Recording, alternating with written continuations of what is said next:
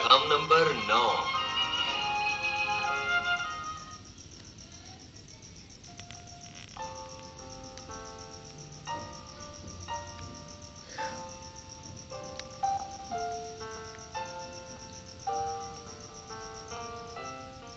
पहला कुरिन्थियों 15 बाब 9 ता 10 आयात।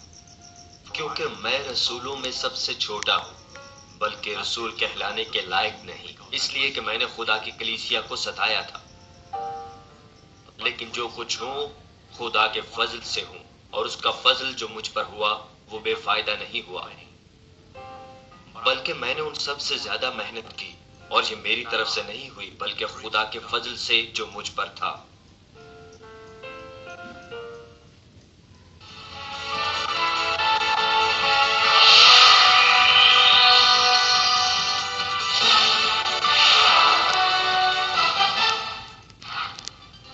सेंट्रल चर्च बहुत सी मकामी और बैन अवी कलीसियों पर मुश्तमिल है, जो कि दुनिया के बेशतर ममालिक जैसे कि Kenya, America, Canada, Japan, France, India, Philippine और होंडुरस में वाक़ हैं। रेवरेंड डॉक्टर जे रॉकली ने पूरी दुनिया के ममालिक में कोशिश किए हैं, जैसे कि Uganda, Kenya, Japan, Pakistan, Philippine, Honduras, India, रूस, जर्मनी, पेरू, कांगो और न्यूयॉर्क अमेरिका शामिल हैं। हालिया क्रूसेड जो कि मेडिसन स्क्वायर गार्डन में हुआ, 200 से ज्यादा ममालिक में सैटेलाइट के जरिए नशर किया गया। उनकी रूहानी और शिफाई इबादत को 200 से ज्यादा ममालिक में सैटेलाइट, रेडियो, टीवी और इंटरनेट के जरिए नशर किया गया है। सन 2000 में युगांडा में मुनक़दा इंजील मुक़द्दस क्रूसेड को CNN पर भी दिखाया गया, और इन क्रूसेड की बुनियाद पर उन्हें बेदारी का आलमगीर रहनुमा करार दिया गया।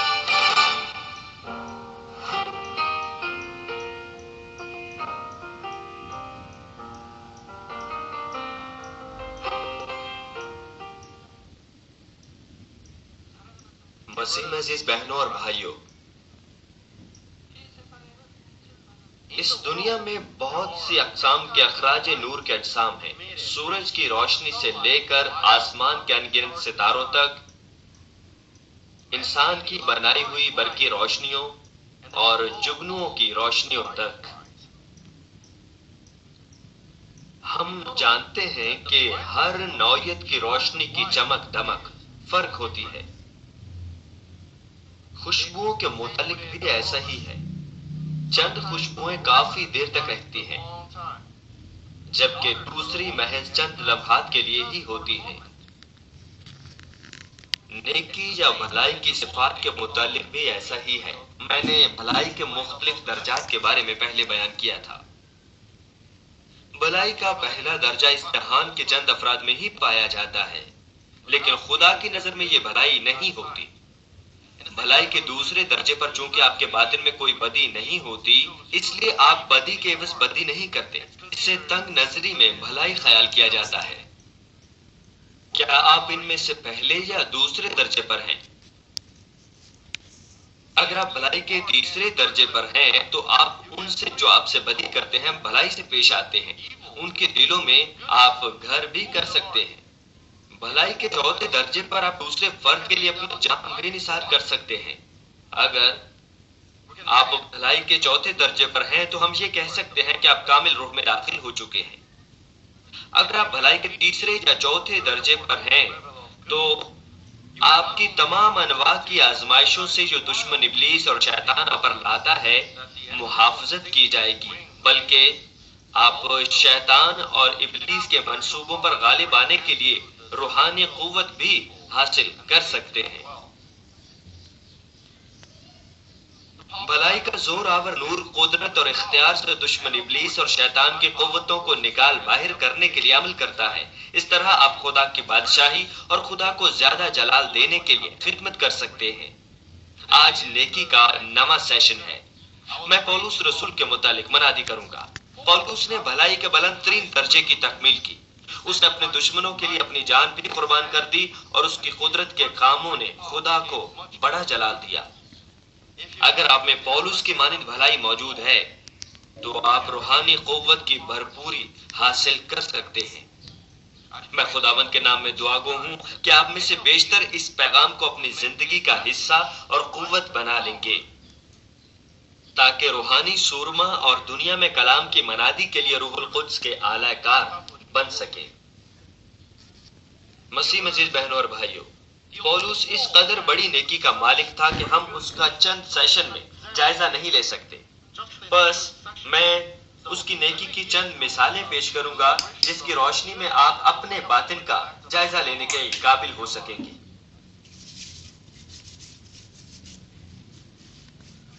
پولس کی بھلائی کے عالم میں پہلی بات یہ تھی کہ وہ کسی بھی صورتحال میں بڑھنے کے باوجود خود پر ہونے والے خدا کے فضل کا کامل رفتاری سے شکر گزار تھا۔ آپ کا اپنے بارے میں کیا خیال ہے؟ جب سے آپ نے یسوع کو اپنا نجات دہندہ قبول کیا ہے، کیا اس وقت سے آپ کی شکر گزاری تبدیل ہوئی ہے؟ کیا آپ اپنے باطن میں بدلے ہیں؟ کیا آپ بھلائی پر قائم ہو چکے ہیں؟ عذراہ کرم، خود پر غور کیجئے، کیا اذیتوں، آزمائشوں اور تکالیف میں آپ ڈگمگائے ہیں؟ مہربانی سے جائزہ لیجئے کہ کہیں آپ کا دل ناشکرا تو نہیں ہوا۔ ایک مرتبہ جب میں گہرے طور پر دعا میں ٹھہرا ہوا تھا تو خدا باپ نے مجھے اس بات کا احساس دلایا کہ پولس کس قسم کا آدمی تھا۔ پولس اپنی پیدائشی موروثی صفات کی بدولت ایک گہری قائلیت والا اور اپنی راستباری پر بزد شخص تھا۔ وہ احساس برتری اور زبردست گھمنڈ کا مالک تھا۔ وہ دوسروں پر زبردستی حکمرانی جتاتا تھا۔ وہ سچائی کا حقیقی متلاشی تھا، اس لیے جب وہ کسی بات کے بارے میں سوچتا تھا تو جواب حاصل کرنے تک وہ اس کی چھان بین پر اور گیان دھیان میں مصر رہتا تھا۔ اس طرح اس نے بہتری چیزوں کے مطالعے سے اپنی سوچ اور نظریے سے اپنا ایک شخصی تصور تخلیق کر لیا تھا۔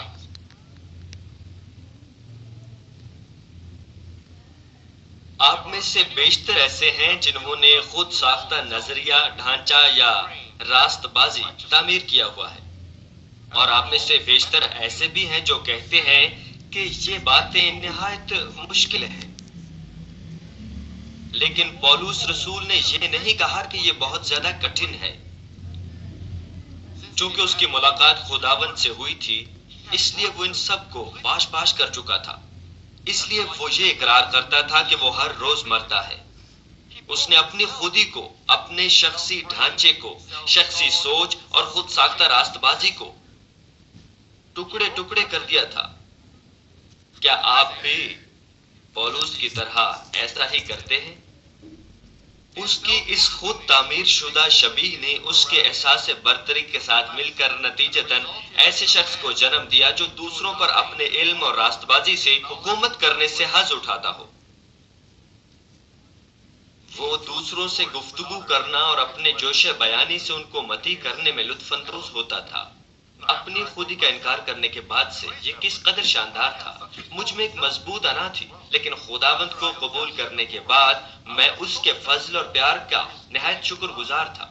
اس لیے جب بھی کلام خدا کو سننے کے دوران مجھے خودی کا احساس ہوتا، میں اس کا انکار کرتا۔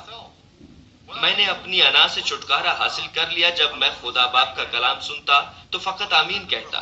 جب میں پاسٹر سے سنتا تو چاہے مجھے سمجھ نہ بھی آ رہا ہو، اس وقت بھی میں آمین کہتا۔ جب میں اس طرح ایمان میں بڑھ رہا تھا تو مجھے صحیح اور غلط میں تمیز کرنے کی صلاحیت حاصل ہو سکی۔ اس لیے میں نے سوچا کہ آغاز میں صرف ہاں اور آمین کہنا ایک فطری سی بات ہے، بنا حقیقت سے واقف ہوئے میں بھی کر سکتا تھا۔ خداوند اور خدا باپ کو قبول کرنے سے پہلے، میرا مطلب ہے کہ اگر میں خدا سے نہ ملتا تو مانمن پریئر سینٹر کی صدر اپنی بیوی پر آخری دم تک برتری ہی ثابت کرتا رہتا۔ میری انا اس قدر پختہ تھی، میں ہمیشہ کھیل میں جیتنے کی کوشش کرتا۔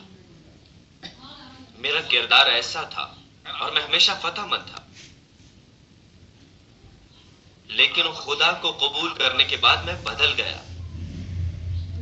جب میں یہ سوچتا کہ پریئر سینٹر کی صدر درست ہے تو میں اس کے سامنے گھٹنے ٹیک دیتا۔ ذرا اس کے متعلق سوچیں، کیا آپ ایک شوہر کو اس کی بیوی کے سامنے گھٹنے ٹیکنے کا تصور کر سکتے ہیں؟ لیکن میں نے ایسا کیا تھا، میں بس اپنی بیوی کے سامنے جھک جاتا۔ جب ہماری گفتگو کا کوئی نتیجہ نہیں نکل رہا ہوتا تو میں ہار مان کر یہ کہتا کہ میں ہی غلط تھا۔ میں اس لیے نہیں ہار مانتا تھا کہ میں نے حقیقت میں کچھ غلط کیا ہوتا، بلکہ اس لیے کہ ناچاکی پیدا نہ ہو۔ میں اس کے ساتھ صلح صفائی رکھنے کے لیے جھک جاتا تھا۔ در حقیقت میں نے کچھ غلط نہیں کیا ہوتا۔ جب آپ یہ کہتے ہیں کہ یہ ٹھیک نہیں ہے، جب آپ یہ کہتے ہیں کہ یہ ٹھیک ہے تو وہ ٹھیک ہوتا ہے۔ مجھے افسوس ہے کہ میں نے آپ کے ساتھ بحث کی، لیکن میں نے سچائی میں کچھ غلط نہیں کیا۔ اگر حقیقت میں کچھ غلط ہے تو اس کی نشاندہی کیجیے اور مجھے تنبیہ کیجیے، تب میں آپ کے سامنے آنسوؤں سے دل کی گہرائیوں سے توبہ کروں گا۔ جب میں جھکتا تھا تو اس انداز سے اقرار کرتا تھا، تب صدر مجھ سے معافی مانگنا شروع کر دیتی تھی۔ کیوں؟ کیونکہ حقیقت میں کچھ ایسا نہیں ہوتا جس کی وہ نشاندہی کرتی۔ ابھی تک وہ سچائی سے مجھے تنبیہ کرنے کے قابل نہیں ہوئی۔ سچائی سے اگر کچھ غلط ہوا ہے تو نشاندہی کیجیے اور تنبیہ کیجیے، میں فوراً توبہ کروں گا۔ تب وہ جانتی کہ در حقیقت کچھ بھی غلط نہیں ہے۔ یہ وہ لمحہ ہوتا جب اسے اپنی غلطی کا احساس ہوتا اور وہ مجھ سے معافی کی خواستگار ہوتی۔ وہ روتی اور مجھ سے معافی کی بھیک مانگتی، تب ہم صلح کر لیتے تھے۔ اس بات کا اطلاق پولس رسول پر بھی ہوتا ہے۔ خداوند کو قبول کرنے سے قبل اور بعد میں وہ بہت مختلف شخص تھا۔ وہ بالکل ہی مختلف شخص تھا۔ یہ نہایت اہم ہے۔ آپ کا اپنا فخر ہوتا ہے، میں آدمی ہوں، میں اس کا شوہر ہوں، میں ان کا باپ ہوں اور میں اس کمپنی کا سربراہ ہوں۔ یہ سب بے قدر ہے۔ خداوند میں اور حقیقت میں یہ سب بے قدر ہے۔ برائے مہربانی ہمارے خداوند کی مانند بننے کی پوری کوشش کیجیے۔ ہمارا خدا خداوندوں کا خداوند اور بادشاہوں کا بادشاہ، خدائے قادر کا اکلوتا بیٹا ہے، لیکن وہ اس زمین پر خدمت کرنے آیا اور خود کو حلیم کیا، اور وہ بہت نیک تھا۔ جیسا کہ اعمال 22 باب کی 3 آیت میں لکھا ہے، پولس اپنے آباء و اجداد کی شریعت کے تحت گملییل سے تعلیم یافتہ تھا اور خدا کے لیے بہت پرجوش تھا۔ اس لیے اس کی راست بازی اس کی تعلیم کو گوارا نہ کر سکی کہ یسوع خدا کا بیٹا اور نجات دہندہ ہے۔ وہ نہ ہی اسے قبول کر سکتا تھا اور نہ ہی اس کو اپنے قریب سے گزرنے دے سکتا تھا۔ وہ ان لوگوں کو تلاش کرنے، گرفتار کرنے اور قید کرنے میں انتہائی سرگرم تھا جو مسیح پر ایمان رکھا کرتے تھے۔ پولس نے خداوند کے یا اس کے کسی شاگرد کے وسیلے خدا کی قدرت کے ظہور کو نہیں دیکھا تھا۔ اس نے شاید سنا ہو، لیکن اس نے کبھی دیکھا نہیں تھا۔ دوسرے لفظوں میں اس نے سنا پر یقین نہ کیا، اس لیے وہ ان ایمانداروں کو گرفتار کرنے میں انتہائی پرجوش تھا۔ بہرحال خدا باپ کو پہلے ہی معلوم تھا کہ پولس نہ صرف اپنی راست بازی میں قابل رفتار ہے، بلکہ ہر اس بات میں بھی جس کا اسے احساس ہو جائے اس میں بھی وہ کامل رفتار ہے۔ جب مناسب وقت آیا تو خدا باپ نے اسے اپنے فضل کا تجربہ بخشا۔ مسیحی ایمانداروں کو گرفتار کرنے کی غرض سے دمشق کی راہ پر خدا نے اس کی ملاقات مسیح یسوع سے کروائی۔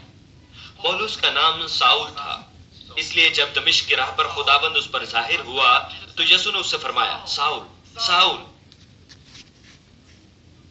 ساؤل ساؤل تو مجھے کیوں ستاتا ہے؟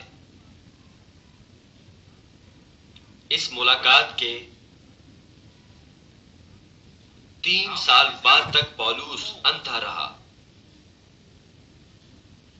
اور نہ ہی اس نے کچھ کھایا اور نہ ہی کچھ پیا۔ وہ اپنی اندھی آنکھوں کی وجہ سے کیوں کچھ کر سکتا تھا۔ اس نے خداوند کی آواز بھی سنی تھی، تو مجھے کیوں ستاتا ہے؟ جب وہ حننیہ سے ملا، خدا اس کے لیے پہلے سے ہی راہ تیار کر چکا تھا۔ پولس کو خدا کی مرضی کا علم ہو چکا تھا۔ 3 دنوں کے دوران جب وہ کچھ دیکھ نہیں سکتا تھا، وہ روزہ اور دعا میں ٹھہرا۔ اس نے سنا کہ جس یسوع کو وہ اس وقت ستاتا تھا، اس نے اس کی ہستی کے وجود سے قبل ہی اسے چن لیا تھا کہ اس کا نام غیر قوموں، ان کے بادشاہوں اور اسرائیل کے لوگوں تک پہنچائے۔ پولس کو اس سچائی کا علم ہوا اور اس کی زندگی مکمل طور پر تبدیل ہو گئی۔ کچھ ایماندار اس بات پر شک کرتے تھے کہ معلوم نہیں کہ پولس کی تبدیلی حقیقی ہے یا نہیں، اور وہ اس سے حاصل بھی تھے، لیکن پولس پیچھے نہ مڑا۔ اعمال 9 باب کی 22 آیت بیان کرتی ہے، لیکن ساؤل کو اور بھی قوت حاصل ہوتی گئی اور وہ اس بات کو ثابت کر کے کہ مسیح یہی ہے دمشق کے رہنے والے یہودیوں کو حیرت دلاتا رہا۔ پولس نے دوبارہ مشق میں مسیحیوں پر ظلم نہیں کیا، بلکہ اس بات کو ثابت کر کے کہ مسیح یہی ہے دمشق کے رہنے والے یہودیوں کو حیرت دلاتا رہا۔ جب اسے مسیح کی خوشخبری کے بھید اور اس کے اس عظیم پیار کا جس میں اس نے گناہگاروں کے بچانے کے لیے خود کو قربان کر دیا مکاشفہ ہوا، تو اس نے خود کو سب سے برا گناہگار سمجھا۔ اس نے خداوند کے اس فضل کا انتہائی شکر ادا کیا جس نے اس کے تمام گناہوں اور خطاؤں کو معاف کیا، موت سے بچایا اور خدا کی دستیابی کے مطابق اسے ایک قیمتی خدمت عطا کی۔ اس کی شکر گزاری کے تمام حالات میں کامل رفتاری تھی۔ جس قدر زیادہ اذیتیں اور مشکلات ہوتی، اس قدر زیادہ خداوند کی شکر گزاری کا وہ اقرار کرتا۔ خوشخبری کی منادی کے دوران اس کی مصیبتوں کا بیان دوسرا کرنتھیوں 11 باب کی 23 سے 27 آیات میں ملتا ہے۔ کیا وہی مسیح کے خادم ہیں؟ میرا یہ کہنا دیوانگی ہے۔ میں زیادہ تر ہوں، محنتوں میں زیادہ، قید میں زیادہ، کوڑے کھانے میں حد سے زیادہ، بارہا موت کے خطروں میں رہا ہوں۔ میں نے یہودیوں سے 5 بار ایک کم 40 کوڑے کھائے، 3 بار بیعت لگے، 1 بار سنسار کیا گیا، 3 بار جہاز ٹوٹنے کی بلا میں پڑا، 1 رات دن سمندر میں کاٹا۔ میں بارہا سفر میں، دریاؤں کے خطروں میں، ڈاکوؤں کے خطروں میں، اپنی قوم کے خطروں میں، غیر قوم کے خطروں میں، شہر کے خطروں میں، بیابان کے خطروں میں، سمندر کے خطروں میں، جھوٹے بھائیوں کے خطروں میں، محنت اور مشقت میں، بارہا بیداری کی حالت میں، بھوک اور پیاس کی مصیبت میں، بارہا فاقہ کشی میں، سردی اور ننگے پن کی حالت میں رہا ہوں۔ عزیز بھائیوں اور بہنوں، پولس نے اپنی بے شمار مصیبتوں میں سے چند کا ذکر کیا۔ کیا آپ نہیں سمجھ سکتے؟ کیا آپ اس کی حالت کو نہیں سمجھتے؟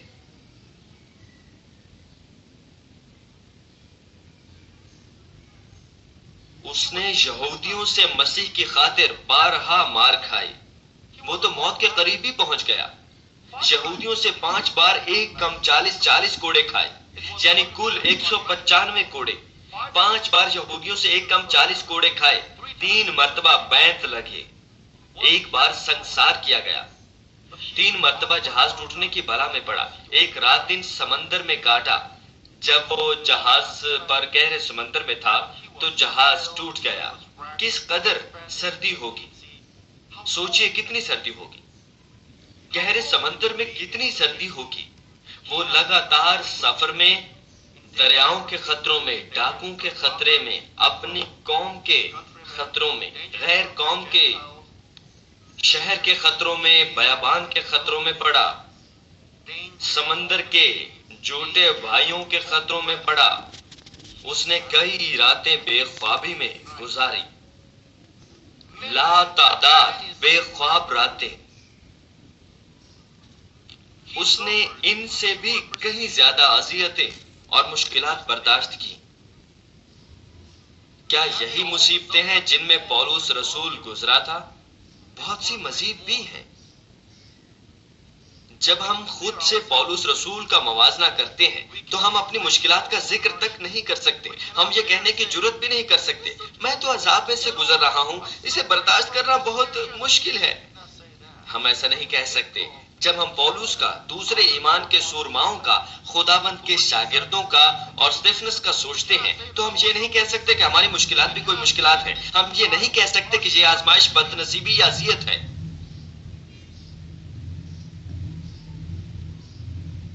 لیکن ان تمام تکالیف کے باوجود بھی وہ دل سے اپنے لیے خدا کے فضل اور پیار کا شکر ادا کرتا رہتا تھا، ہمیشہ ہمیشہ۔ گہری دعا کے وسیلے اس کے انقرار کی مثالیں پیش خدمت ہیں جن کا مجھے احساس ہوا۔ چاہے میں انتہائی مشکل صورتحال میں سے ہی کیوں نہ گزرا، گو کہ میں ایسے حالات میں بھی تھا جب میری جان بھی جا سکتی تھی، گو کہ مجھے قید رکھا گیا، اور چاہے میں جس قدر لمبا عرصہ جہاز ٹوٹنے کے خطرے میں رہا، میرے لیے یہ کچھ بھی نہیں ہے۔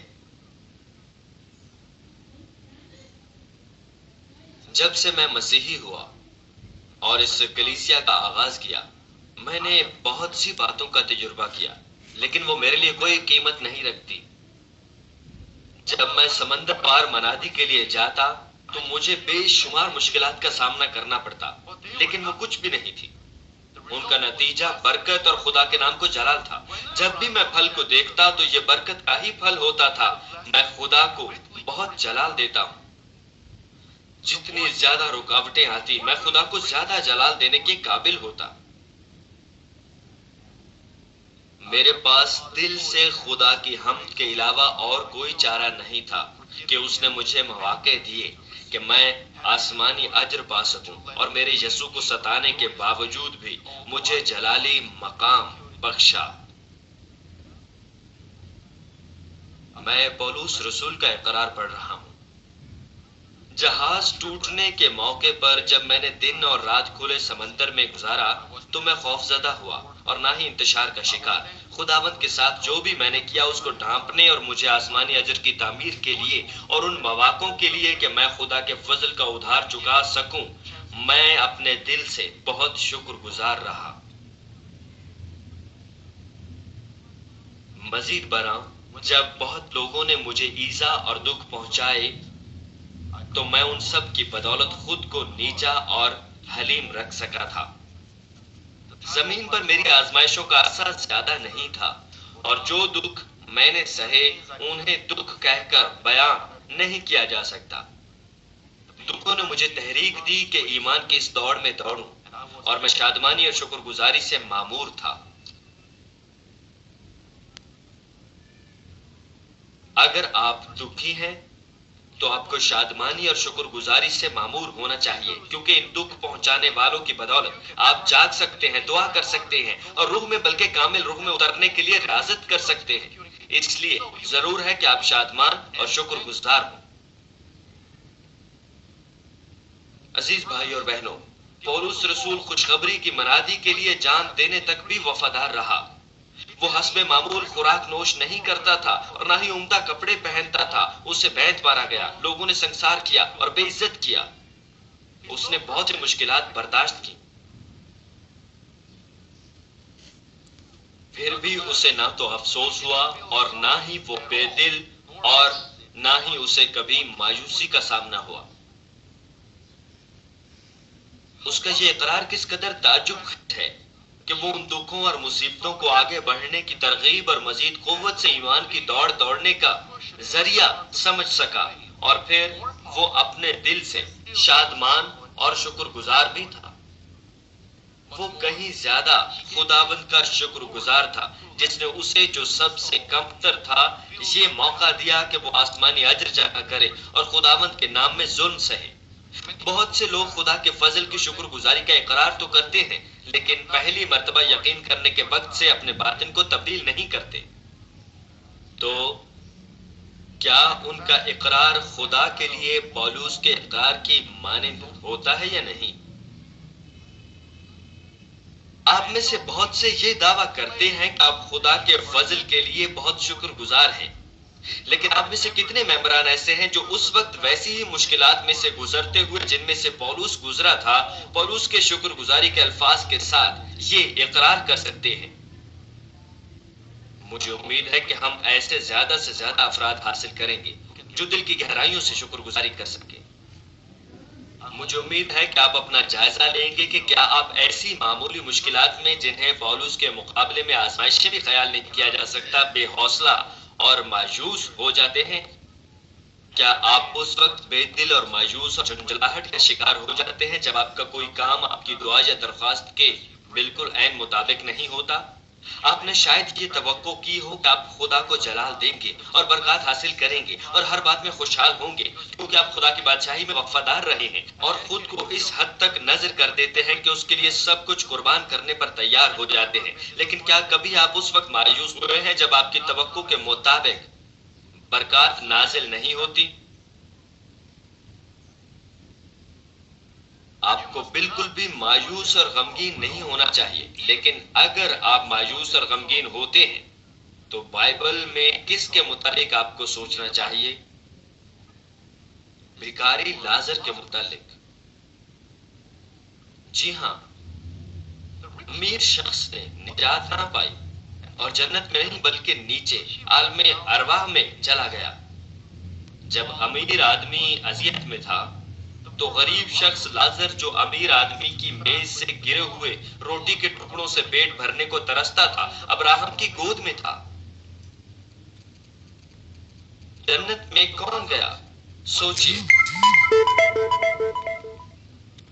آپ اس حقیقت کے بارے میں سوچئے، آپ لازر سے بہتر ہیں۔ مجھے یقین ہے کہ آپ لازر سے 10 یا 100 گنا زیادہ بہتر ہیں۔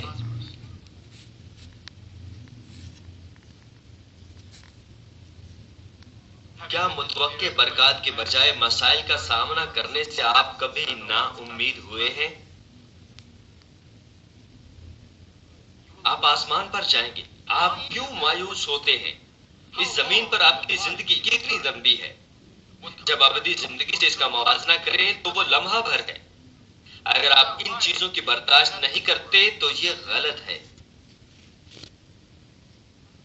کیا آپ یہ سوچتے ہوئے دلگیر ہوئے ہیں خدا باپ مجھے محفوظ کیوں نہیں رکھتا، حالانکہ میں نے اس سے محبت رکھی ہے اور وفادار بھی رہا ہوں؟ بات یہ نہیں ہے کہ خدا نے آپ کو محفوظ کیوں نہیں رکھا، چونکہ آپ سچائی میں نہیں رہے اس لیے آپ کی حفاظت نہیں کی جا سکتی۔ اگر آپ کے سچائی میں قائم رہنے کے باوجود آپ محفوظ نہیں رہے تو اس کا مطلب یہ ہے کہ خدا آپ کو دانیل اور اس کے 3 دوستوں کے مانند آپ کو برکت دینا چاہتا ہے۔ اگر آپ کسی بھی صورتحال میں شکر بجا لا سکتے ہیں تو یہ کیسے ہو سکتا ہے کہ آپ کو برکت نہ ملے؟ یا آپ کبھی مایوس ہوئے اور چیزوں کو ترک کر دیا کیونکہ آپ یہ کہتے ہوئے جسمانی سوچوں کی پیروی کرتے رہے وہ میں ہوں جس سے خدا پیار نہیں کرتا؟ اگر آپ میں سے کسی کی اس قسم کی نفسانی ذہنیت ہے اور رسول کی نوعیت کی آزمائشوں کا سامنا ہے تو کیا آپ اس قابل ہیں کہ ایک شکر گزار دل سے شکر بجا لائیں؟ بالکل بھی نہیں۔ شکر گزاری کے اقرار کے علاوہ اس قسم کا شخص اپنے ایمان میں کچھ فکریں بھی رکھا کرتا ہے۔ جب سے پولس رسول یسوع سے ملا تھا اس وقت سے وہ کامل رفتاری سے خدا کے فضل کا شکر گزار تھا اور خداوند کے لیے اس کا گرم جوش پیار کبھی سرد نہیں پڑا۔ اس سے ملنے کے بعد سے وہ خوشخبری کی منادی کے لیے جان دینے تک بھی وفادار رہا اور شہادت کی موت تک شکر گزار رہا۔ چونکہ پولس رسول سرگرم تھا اس لیے خدا باپ نے اسے سردی عطا فرمایا۔ اس کلیسیا کے آغاز سے پہلے جب میں کسی عبادت خانے میں جاتا تھا تو خدا باپ مجھے یہ سردیس بخشتا تھا۔ مجھے اس وقت اس کا مطلب معلوم نہیں تھا، لیکن اس کلیسیا کی شروعات کے بعد اس معنی کا احساس ہوا۔ اس نے یہ سوچتے ہوئے کبھی افسوس نہ کیا اور نہ ہی اس کے ملے جلے احساسات تھے میں نے یہاں اپنی زندگی کا اختتام کر لیا ہے۔ وہ نزدیک آتی اپنی موت سے خوف زدہ نہیں تھا اور نہ ہی اسے کسی قسم کا کوئی صدمہ تھا۔ مسیح کے آمنے سامنے دیدار کی بدولت وہ نہایت شادمان اور امید سے معمور ہو گیا ہوگا۔ خداوند جس کے دیدار کا وہ متمنی اور طالب تھا اور جس کی باہوں میں اس نے خود کو سونپ دیا تھا۔ میں نے ایک بار پولس کے اس اقرار کے متعلق بیان کیا تھا جو اس نے اپنی شہادت سے قبل دیا تھا۔ میں دوبارہ اس کے اقرار کو بیان کرتا ہوں جو اس نے شہادت کے مقام کی طرف چلتے ہوئے درجہ بدرجہ کیا تھا۔ میرے پیارے خداوند، میری اکلوتی خواہش ایک لمحے کے لیے تیرا دیدار حاصل کرنے کی ہے۔ خطرناک جگہوں کی جانب میرا جانا خوشی اور شکر گزاری سے بھرپور ہے۔ میرے بدن کو تو رسیوں سے جکڑا گیا لیکن میری روح آزاد ہے اور میں موت سے ذرہ بھر بھی خوفزدہ نہیں۔ مجھے ایسا معلوم ہوتا ہے جیسے میں خداوند تیری جانب دوڑ رہا ہوں جسے میں بہت یاد کرتا اور جس کے دیدار کا مشتاق ہوں، اور میرا دل تیرے دیدار کی توقع میں گرا جا رہا ہے۔ میرے خداوند، تو مجھے دمشق کے راہ پر جگمگاتی روشنیوں کے بیچ میں ہو کر ملا۔ پہلے تو مجھ تک آیا، میں نے تجھے ستایا اور تجھے بہت نقصان پہنچایا، لیکن تو مجھے جلالی انداز میں قبول کر رہا ہے۔ میں تیرے فضل اور پیار کا قرض کیسے چکا سکتا ہوں؟ خداوند، میں نے سوچا تھا کہ میں اپنی ساری زندگی خوشخبری کی منادی کروں گا، لیکن اب میں دوبارہ اپنے ماضی پر نظر ڈال رہا ہوں کہ کہیں کچھ ایسا تو نہیں جو مجھے کرنا چاہیے تھا اور نہیں کیا، اور تیری عطا کی گئی اپنی ذمہ داریاں مکمل طور پر پوری کی ہیں یا نہیں۔ खुदावंद मेरे अजीजों को याद रख जो इन दिनों में खुशखबरी की मनादी में मेरे हमरा रहे हैं। अब मैं तेरी गोद में हूँ, लेकिन मैं अपने अजीजों के लिए फिक्रमंद हूँ जो पीछे रह गए हैं। खुदावंद उन्हें भी इसी उल्फत में संभाले रख जिससे तूने मुझे संभाला है। जब मैं मुड़कर अपने माजी को देखता हूँ तो शुक्रगुजारी करने के अलावा मेरे पास कुछ भी नहीं है। तूने मुझ जैसे कमतर शख्स को बुलाया और अपनी मोहब्बत से नया बनाया। तूने मेरे दिल को अपने प्यार से भरा और अपनी मर्जी के मुताबिक मेरी रहनुमाई फरमाई और मुझसे कुदरत से भरे अजायबा करवाए। मैं अपने महबूब खुदावंद को जल्द देखूंगा। मेरा दिल शादमानी और खुदावंद के दीदार की उम्मीद से लबरेज है। खुदावंद मेरी रूह को कबूल फरमा। ये आपने पौलुस रसूल का आखिरी इकरार सुना है। खुदा के लिए उसका प्यार ला तब्दील और जहन साबित कदम था। उसने एक जलते हुए जज्बे से खुशखबरी को फैलाया। कोई भी मौत के सामने बेचैन और खौफजदा हो सकता है, लेकिन पौलुस रसूल अपनी उम्मीद की पैदा करदा शादमानी और शुक्रगुजारी से मामूर था। जिनको उसे पीछे छोड़ना था उसने उन जानों को याद रखा और खुदावंद के सुपुर्द किया। प्यारे बहनों और भाइयों, किसी भी हालत में, हत्ता कि ऐसी सूरत हाल में भी जिसमें उसकी जान भी जा सकती थी, पौलुस रसूल के ला तब्दील शुक्रगुजारी के इकरार की ये वजह भी थी कि वो एक नेक और भले दिल का मालिक था। मैं हर बात में शुक्रगुजारी करूंगा। ये अल्फाज कहते हुए आपने किस कदर इनकी तकमील की है। नेक दिल लोग छोटी चीजों के लिए भी शुक्रगुजार होते हैं और इस तरह का शुक्र बहुत बड़ा शुक्रिया और दुआ बनता है। आपने कलाम की किस हद तक तकमील की है कहते हुए कि मैं हर हालत में शुक्रगुजार रहूंगा। हर हालत में खुदा का शुक्र अदा करने के लिए जरूर है कि आप हर अच्छी और बुरी चीज के लिए, खुश नसीबी और बदनसीबी के लिए हर हालत में शुक्रगुजार हो। इस दुनिया में कोई भी, हत्ता कि वो भी जो खुदा का फर्जंद नहीं है, उस वक्त शुक्रगुजारी कर सकता है जब उसके पास शुक्र करने की कोई बात मौजूद हो। इसके बाद खुदा के ईमानदार ईमान से मुसीबतों का सामना करने के बावजूद भी शुक्र बजा ला सकते हैं। उनके पास शुक्रगुजारी की मुतअद्दिद वजूहात होती हैं। वो शुक्र अदा कर सकते हैं क्योंकि उनका यकीन होता है कि जब वो दुआ में मांगे या दरख्वास्त करेंगे तो खुदा बाप उनके किसी भी किस्म के मसले को हल करेगा। मजीद बरा खुदा के ईमानदार अपनी मर्जी के बरखिलाफ भी शुक्र बजा ला सकते हैं क्योंकि वो खुदा पर यकीन रखते और उससे मोहब्बत करते हैं जिसने उनसे प्यार किया, बल्कि उन्हें इल्म होता है कि उनकी मुश्किलात खुदा की मर्जी में थी। दर हकीकत हमें खुदा से इस कदर अजीम मोहब्बत और फजल हासिल हुआ है कि हम जिंदगी भर भी उसके सारे फजल और प्यार का कर्ज नहीं चुका सकते। हमारी मंजिल सदा हौलनाक जहन्नुम की अजियत में तड़पना था, लेकिन यीशु मसीह के लहू के फजल की बदौलत हमें माफ किया गया, खुदा के फर्जंद होने का हक बख्शा गया और हम आसमान की बादशाही की जिंदगी से लुत्फअंदोज होंगे। सिर्फ इस हकीकत के लिए आप कितने शुक्रगुजार हैं। लिहाजा मुझे उम्मीद है कि आप खुदा को तस्लीम करेंगे और हर राह में उसका शुक्र बजा लाएंगे। क्या आपकी हकीकी जिंदगी में आजमाइश और मुश्किलात हैं? पहले बाब की 7वीं आयत में पतरस फरमाता है, और ये इसलिए है कि तुम्हारा आजमाया हुआ ईमान जो आग से आजमाए हुए फानी सोने से भी बहुत ही बेशकीमत है, यीशु मसीह के ज़हूर के वक्त तारीफ और जलाल और इज्जत का बायस ठहरे। आजमाया हुआ ईमान, जरूर है कि आप ईमान में बढ़ने के लिए इस आजमाए हुए ईमान के लिए शुक्रगुजार हो, क्योंकि इसकी वजह से हमारी तारीफ हो सकती है और हम जलाल पा सकते हैं। इस आजमाए हुए ईमान से हम रूह और कामिल रूह में दाखिल हो सकते हैं। ये किस कदर शुक्रगुजारी की बात है। रोमियो 8वें बाब की 18वीं आयत में पौलुस रसूल फरमाता है, क्योंकि मेरी दानिस्त में इस जमाने के दुख दर्द इस लायक नहीं कि उस जलाल के मुकाबिल हो सके जो हम पर जाहिर होने वाला है। पौलुस रसूल इस बात से बखूबी वाकिफ था, इसलिए वो अपने दुखों में शुक्रगुजार रहा, क्योंकि इस जमाने के दुख दर्द इस लायक नहीं कि उस जलाल के मुकाबिल हो सके जो हम पर जाहिर होने वाला है। जब आप हवा में उड़कर खुदावंद से मुलाकात करेंगे और जलाल में रहेंगे तो घर की अशिया का इस जलाल से मवाजना नहीं किया जा सकता।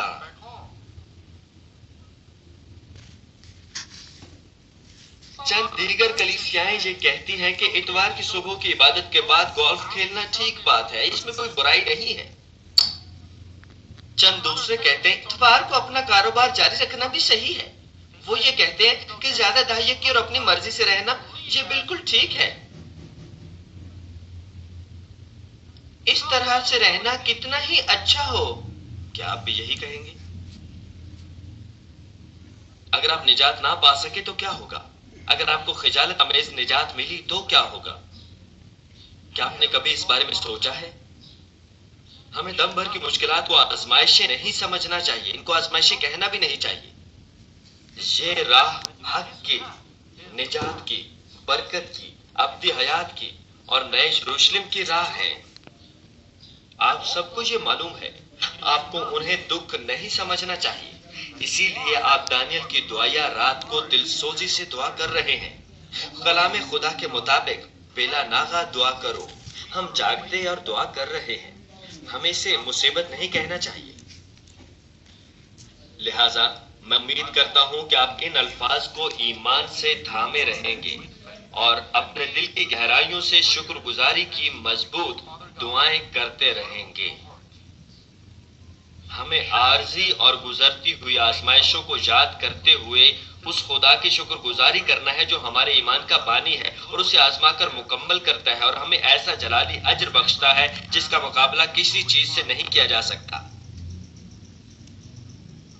اگر ہم اس بات کا یقین کریں کہ ہر بات میں خدا کی مرضی شامل حال ہے اور خلوص سے دل سے اس کا شکر کریں تو ہمارا خدا باپ خوش ہوگا اور ہمیں شکر گزاری کے مزید مواقع دے گا۔ میں نے ان باتوں کا متعدد بار تجربہ کیا ہے۔ چرچ ڈھونڈنے کے کچھ زیادہ عرصے بعد نہیں، میری تینوں بیٹیاں زہریلی کاربن مونو آکسائڈ CO کی وجہ سے موت کے منہ میں پہنچ گئیں۔ یہ جلے ہوئے کوئلے کی بدولت ہوا تھا۔ اس صورتحال میں میں نے حقیقی طور پر خدا کا شکر کیا۔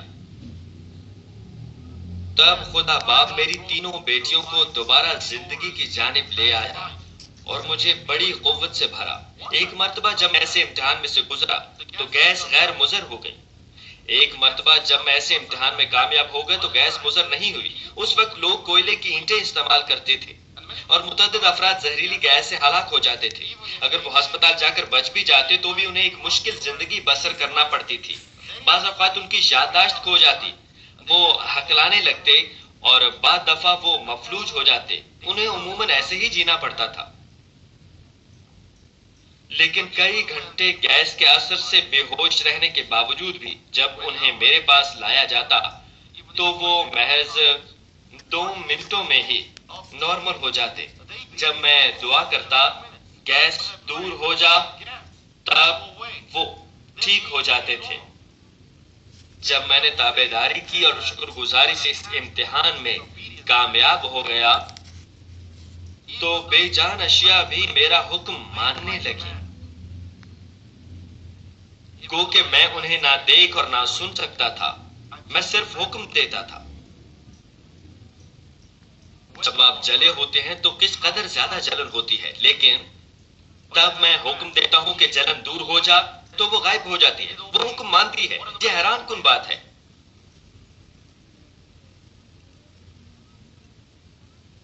اگر آپ خدا کو تسلیم نہیں کرتے تو یہ یقین کیجئے یا نہ کیجئے کہ مانند ہے، لیکن آپ سب جانتے ہیں کہ یہ حقیقت ہے۔ بہت سو نے اس کا تجربہ کیا ہے اور یہ حقیقت ہے۔ جب میں حکم دیتا ہوں تو وہ چاہے گیس یا زہر ہی کیوں نہ ہو، حکم مانتے ہیں۔ آپ نے ایسا ان گنت بار دیکھا ہے۔ خدا باپ میری تینوں بیٹیوں کو زندگی کی طرف لے آیا اور مجھے بہت زیادہ قوت بخشی۔ یہ عدل ہے۔ اس کلیسیا کے آغاز کے فوراً بعد، میرے خیال میں آدھے سال کے بعد، وہ مر گئی تھی، لیکن میں نے خدا سے دعا کی، میں نے شکر گزاری کی دعا کی۔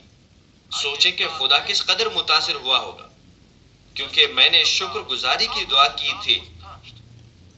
تصور کریں کہ آپ خدا ہیں، آپ ایسے ایمان والے بیٹے یا بیٹی کو دیکھتے ہیں جس کی بیٹیاں موت کے منہ میں ہیں۔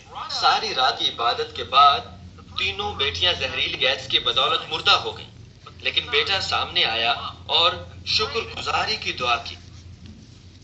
یقیناً خدا متاثر ہوگا۔ میں نے ان پر اپنے ہاتھ رکھے، لیکن میرا نہیں خیال تھا کہ وہ زندگی کی طرف لوٹ آئیں گی۔ میں نے کبھی نہیں سوچا تھا کہ میری دعا کے بعد وہ زندہ ہو جائیں گی، لیکن مجھے دعا کرنا تھی۔ بس نوجوان لڑکے سے آغاز کرتے ہوئے میں نے دعا کی۔ وہ نوجوان پہلے سے ہی مردہ تھا، وہ سانس نہیں لے رہا تھا، لیکن جب میں نے دعا کی تو وہ زندہ ہو گیا۔ یہ ہماری کلیسیا کے ممبران کے لیے کتنی عظیم بات ہے۔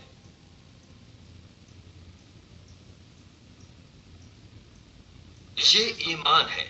جب آپ ایسا ایمان رکھتے ہیں تو آپ ایسی صورتحال میں بھی شکر گزاری کر سکتے ہیں۔ جس طرح ابراہم نے جب خدا نے اسے اسحاق کو قربان کرنے کا تقاضا کیا، فرما برداری کی اور اپنے اکلوتے بیٹے اسحاق کو خدا کے لیے قربان کر دیا،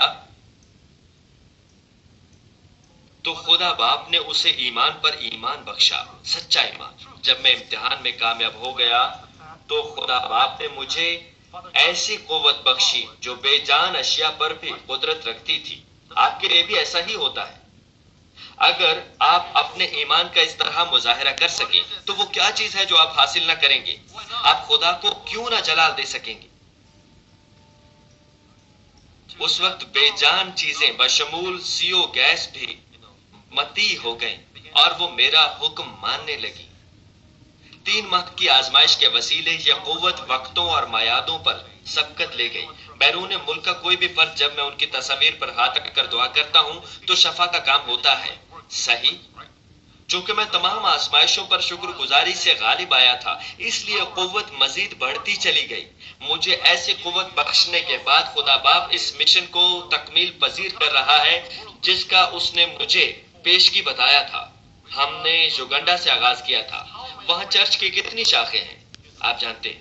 گزشتہ ہفتے جب پاسٹر میونگ ہو چونگ نے رومالوں کی دعائیا عبادت کا انعقاد کیا تو اس میں 50,000 سے زائد افراد نے شرکت کی۔ اگلے دن